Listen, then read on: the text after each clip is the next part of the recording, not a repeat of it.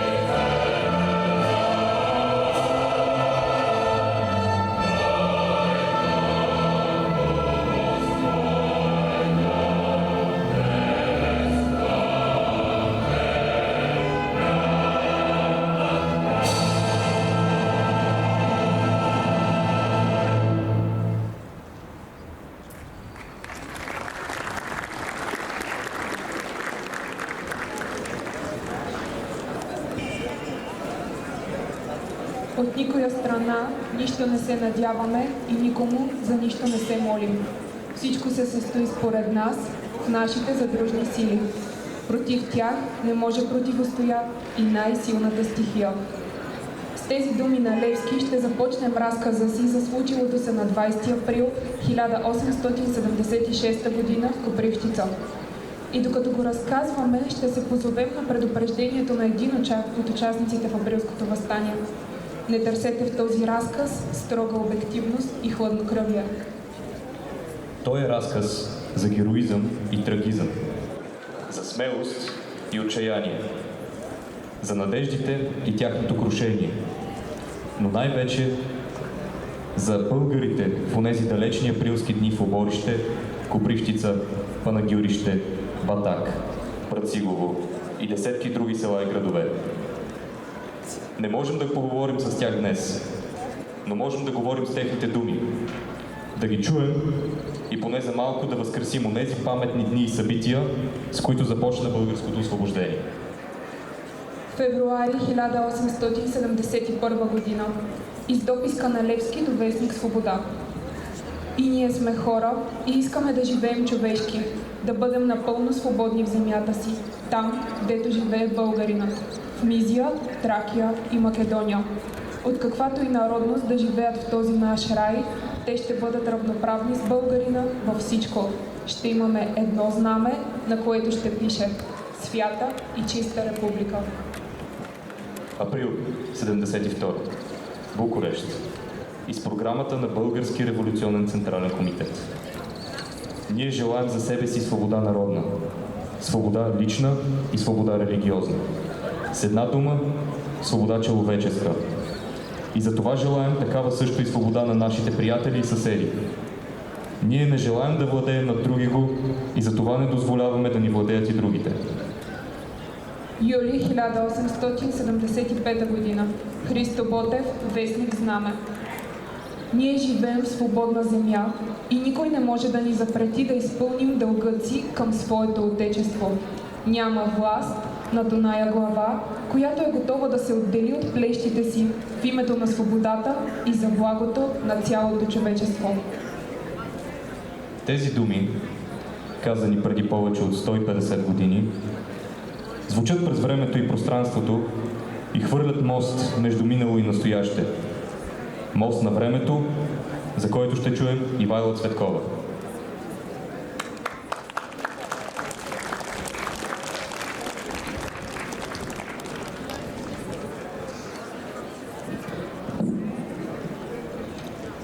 Светлина. Светлина ни е потребна, за да се разпръснат тия гъсти тъмнини на нашето незнание. Та вече и ние да станем веднъж хора между хората. Представете си само, ако създадем обща изложба с портрети на участниците в Априлското въстание, влизайки в галерията и четейки кратко изложение на съдбите им, всеки ще намери нишката между тях и себе си. Започната от Паисий Потяркия промък на кибрита в Атон, продължена от твореца на българската революция Васил Левски и от него подадена на георгиевските апостоли, насочващи по време на Априлската епопея с непоколебимост пушката към тиранина.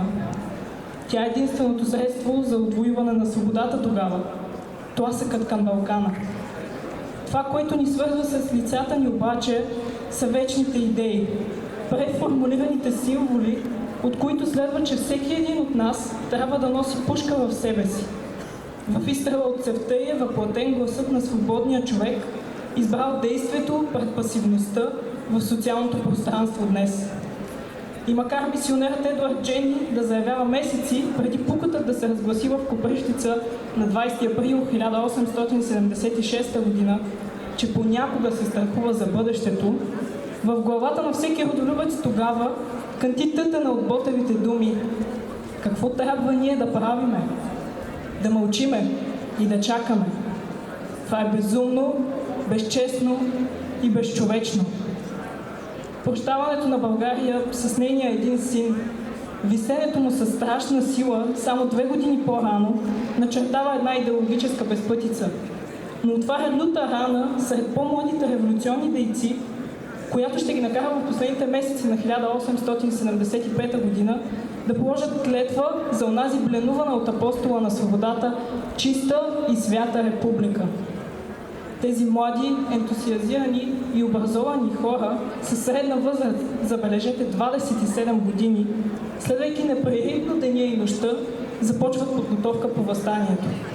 Еуфорията е всеобща. Ражда истинско огнище и едри сълзи като дъжд потичат от очите на всинца. Добре познаващите историята биха казали: и какво от това? От тези изразени блянове за свобода бързо достигаме до трагизма, въплатен в думите: с Богом окървавена Тракия. Лека пръст Иван, смели герои и другари. Аз вярвам, че историята не представлява панихида. Тя е камбана за будене на човешките съвести. Ако си гигант, възседни своята идея, тъй както Александър своя Буцефал, са думите на Ботев, тласкащи го към избора да стане войвода на около 200 четници, без никаква военна подготовка, само защото борбата се е захванала с всичката своя отчаяност. Полагането на калпаци с лъвски знаци и декларирането на заветната цел на кораба Радецки са театрален акт, който приковава европейските погледи. Славен е пътят на Ботевата дружина, изминала 100 км в непрестанни боеве от Милин камък до връх Вола. И той привидно оставя след себе си само алено-червената кръв. Определено всеки се е давал сметка за добре обучената, модернизирана и многохилядна армия на Османската империя. Готовността ти да изгориш миналото, даващо илюзорна сигурност и се обещаеш на отечеството си жертва за освобождението му, е онова, което създава ореола около главите на българските герои. Подвигът им е последният трагичен акорд на Априлската епопея. В музиката обаче тонът може да продължи да звучи, когато задържим педала на пианото, например.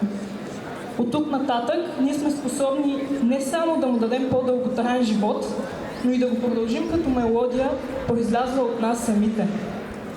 С тази хармонизация на нотите осъзнаваме принадлежността си. Бенковски сам ще признае: тежко нещо е да си бунтовник, но връщане назад няма. Това е ти да разбереш, че съществуването предхожда същността. Така както те са избрали пътя на героичната саможертва до Голгота, така и ние днес, намирайки предназначението на идеалите им за свобода, равенство, човечност, я оформяме. Изборът е наш и в двата края на времевия воз, който представям. Когато избираме, ние създаваме модел в съответствие с начина, по който смятаме, че трябва да протича човешкият живот. Отговорни сме за въздействието, което нашето решение ще окаже не само върху нас, но и за целия род, за продължаване на онази нишка.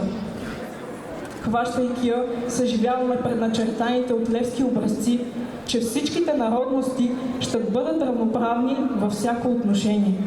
Било в вяра, било в народност, било в гражданско отношение. Свързаността ще е непреходна, когато осмислим, че пасивността е възможност за поробителя тогава, родоотстъпника днес, да обърне собствената ти пушка, глас срещу теб и останалите. Оставайки неосъзнати за себе си, хората не възприемат отговорността да вземат решения, касаещи цялото общество. Тежкият камък на времето бързо се търкува към духовната низина.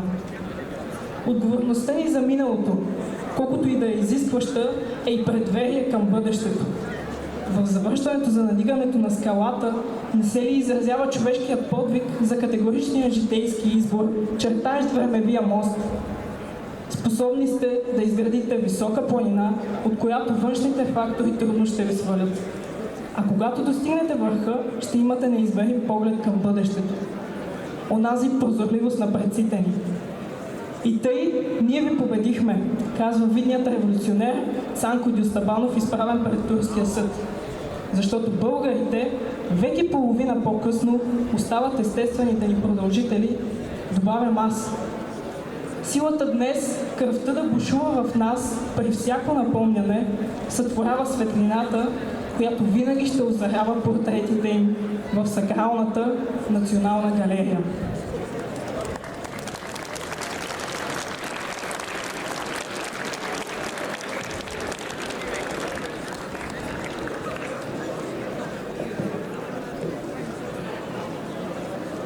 А сега да дадем отново думата на миналото. 16 април 1876 година, местността Оборище. Събрание на комитетите от 4-ти революционен окръг.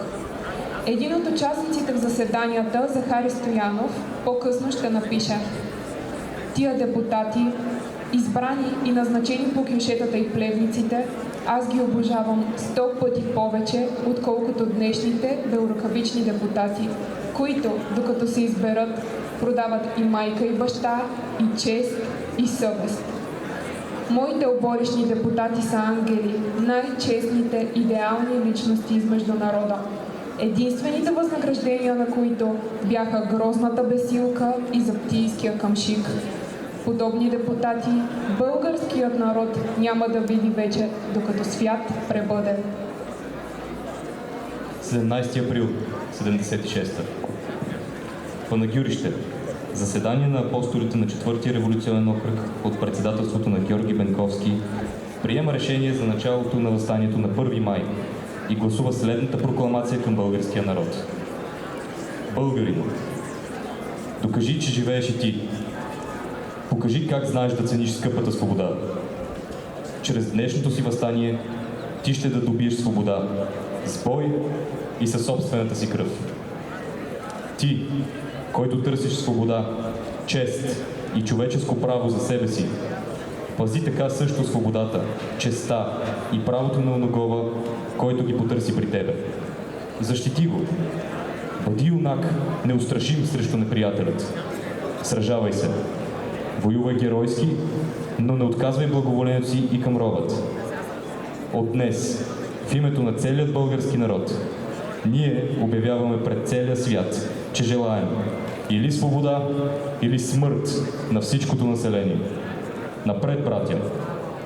Бог е с нас! Но стига вече толкова за подготовката. Наближава време да пукнат пушките, да зазвънят камбаните, да се развеят байраците.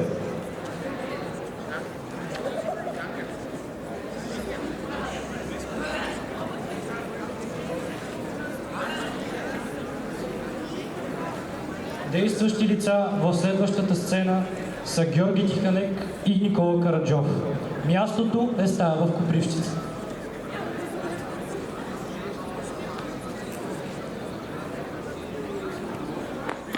Какво се случва, бе? Защо си толкова запахтян? Да не те е гонил някой. Казвай бързо. Абе, аз съм добре. Ти се притеснявай обаче за делото. Защо така? Какво става? Знаеш ли го Немко Тързийски? Да? Бил е на събранието в Оборище. Че какво е направил той? Говори се, че ни бил предал на пловдивския мюте Сариф Азиз Паша. Сега Неджипага е пристигнал в Копривщица и заптиетата му обикалят. Това означава, че ще дойдат скоро. Какво става с въстание? Ти не се притеснявай. Той Каблешков ще измисли нещо. Той ще оправи нещата.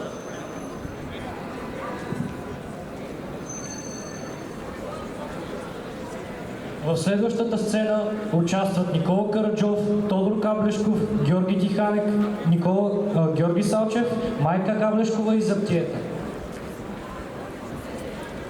Тодоре, тук ли си, сине?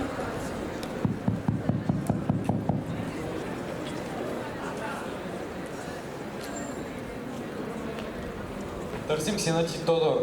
Джипа как го очаква? Не си е вкъщи. А ще дойде ли скоро? Не знам. Сигурно скоро трябва да се прибере. Но нека ми почерпи първо с кафе и сладко. Може, не бих отказал. Така да е, дошли сме да търсим сина ви, сигурно знаем, че се крие тук някъде.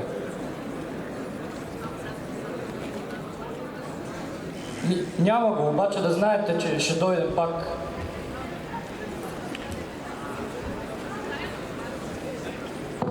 Тръгнаха си. Сине, къде отиваш? Майко, отивам да събера хората си. Време е за действие. Но...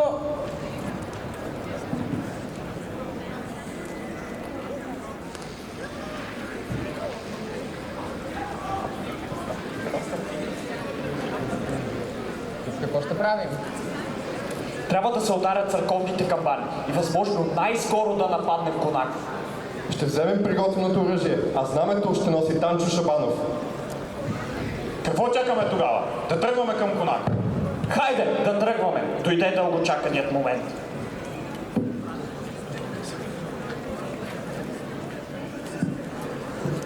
И така избухна въстанието.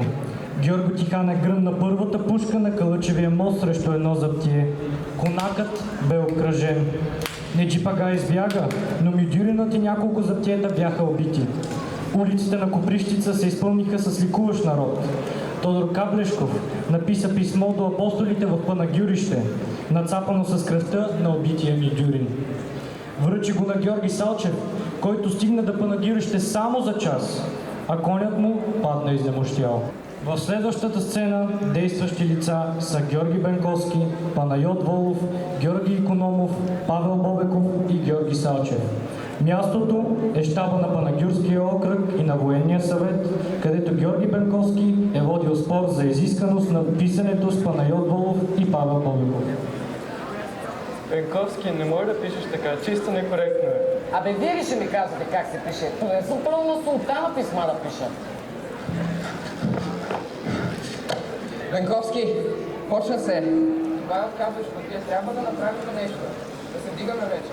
Какво е това, Салчев? Какво е почнало? Говори. Състанието почна. Първият родител върху къде се мислям сега. Значи ти.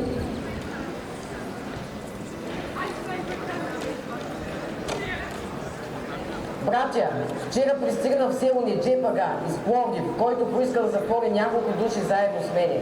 Като бях известен за вашето решение, станало в Оборишкото събрание, повиках няколко души юнаци и след като се въоръжихме, отправихме се към Конака, който нападнахме и убихме Мюдюра с няколко заптиета.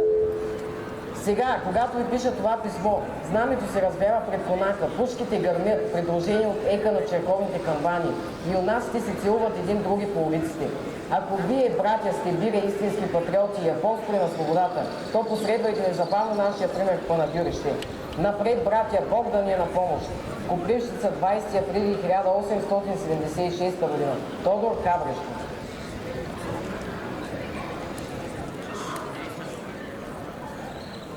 Щом са се бунтували, трябва да им се помогне. Момента на българската свобода настъпи. Юнаци, защитавайте смело родината си. Ще се нуждаем от временна власт, която да управлява областта. Поради извънредните обстоятелства май е дошло времето на привременното правителство. Иначе нищо хубаво няма да следва, ако властта е в хаос. Бобеков, аз предлагам ти като председател на съвета да го оглавиш. Това е хубаво, но за Каблешко му трябват хора и помощ. И то възможно най-скоро. Ще отида аз. Ще защитавам изтока и ще освобождавам навред.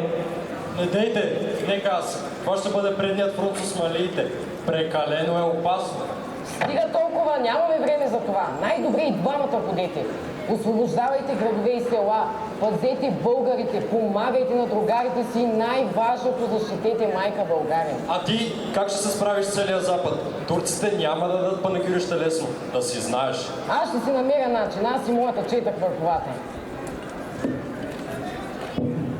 А сега, вървете, бийте се за майка България, вековна робия на ислямския султанат. Бийте се за нея, за семействата и честа си.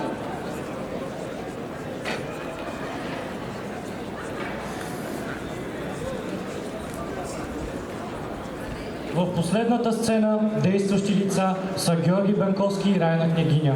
Мястото е центъра на панагюрище 3 дни по-късно. Българи, чуйте ме! Градът ви е свободен! Вижте го, има повече турското робство!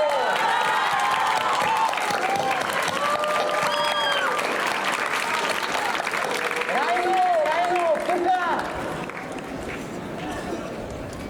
Носи си знамето! Да, нося го. Това е най-доброто, което успях да направя. Въстанието Бенковски, на къде вървят нещата? Градът ви е свободен, България ще я има. А сега развей знамето да разбере цяло панагюрище. Българи, мои сънародници, посрещнете своята княгиня Райна със знамето на нашата свобода.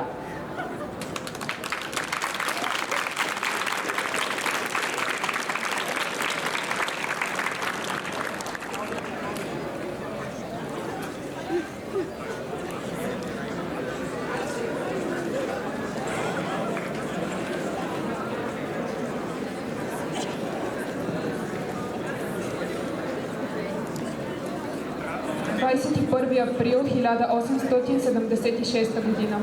Гората Еледжик, където са се събрали жителите на 3 села в района на Панагюрище. Разказ на Захари Стоянов.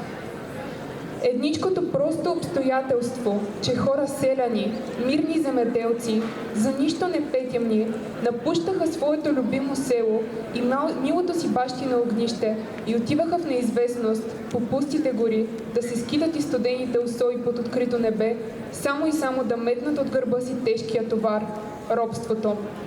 Това само обстоятелство беше достатъчно да въодушеви и трогне чувствителния човек. Боже, дай ми сила и не дей ме оставя сам. Помогни ми в святото дело да избавя този народ от железните ногти на тиранина. Каза Бенковски и сълзите му рукнаха. Тези пролетни дни на 76-та година обаче изглежда сякаш дори Бог е отвърнал очите си от тази земя. Времето рязко се влошава. Започват поройни дъждове и снегове. Барутът се намокря. Пушките спират да стрелят. Самоделните топове се разпадат. А към възстаналите села и градове са изпратени многобройни войски и доброволчески части от местни мюсюлмани. Краят е колкото предвидим, толкова и трагичен. Перущица. Препълнената с хора черква Свети Архангел е обградена от редовна войска, обстрелвана с топ и превърната в обща гробница на десетки жени, мъже, деца. Брацигово. В градчето са намерили убежище жителите на околните български села. Изработени са 18 дървени топа за отбраната на позициите. Допузи от кантари трябва да служат за гюлета. Фашибозушки отряди, начело с Ахмета Гафар от Анлията, подпомогнати от редовна войска, влизат в града и след 5-дневни сражения убиват жестоко водача на местния комитет Васил Петлешков. Скоро идва редът и на Батак. Славният и злочест Батак, за който Захари Стоянов ще възкликне: ако в разстояние на 500 години е пламвала тук-там искра, която е показала, че българинът живее и която е била за увеличаване славата на българския народ, то твоето пепелище, размесено с костите на твоите жертви, заема първо място измежду тия събития. Аз обожавам 1000 пъти повече най-последния борец между твоите юнаци с кремаклийката пушка, с късата бичка, с опънатите църбули, отколкото дебеловратестия надут генерал, възседнал на бял ад, с златни копчета и с брилянтена сабя. Аз те кланям пред твоите брястови и черешови топове, които се пукаха на първото изгърмяване. Твоите прости окопи, изработени на Света Тройца и на Сухо Бърдо, почернелите стени на твоята скромна черквица и училище. Ще завършим този разказ отново с думите на Захари Стоянов от 2 май 1976 година. С Богом, окървавена Тракия! Прощавайте, средногорски долини и върхове! С Богом, многострадални Батак, брат Сигово, свещена Перущица, със своя божествен храм Свети Архангел и други още поругани светилища. Поклон, отдалеч на вашето пепелище, лека пръст Иван, смели герой и другари, Кочо Чистеменски, Спас Гинев, Рад Клисаря, Стоян Пъков, Щърбанов и стотина още мъченици, паднали за българската свобода. Преди неделя-две, когато ние се целувахме и стягахме пушки и ножове, съвсем друго мислехме. Но не забравяхме да турим на първи план смъртта. Поклон! С Богом и ти, окървавена Марица! С Богом всичко легнало за право и за свобода.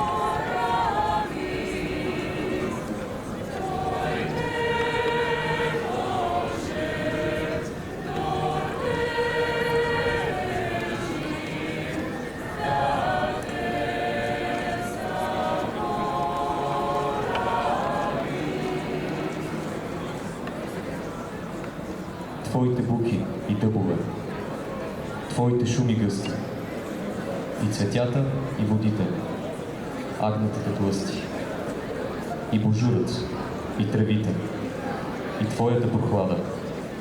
Всичко казвам понякогаш, като куршум пада. На сърцето, което е всякогаш готово, да поплаче, кога види в природата ново. Кога види как пролета старостта изпраща и под студът, и под снегът живот се захваща.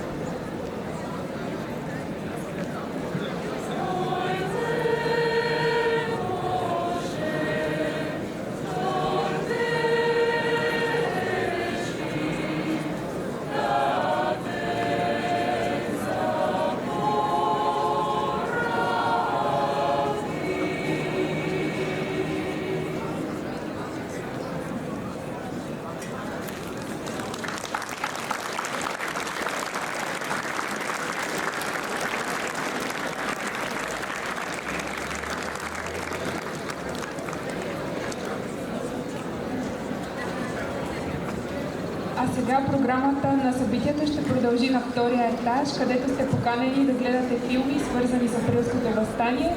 Ще има и пуканки. Благодаря.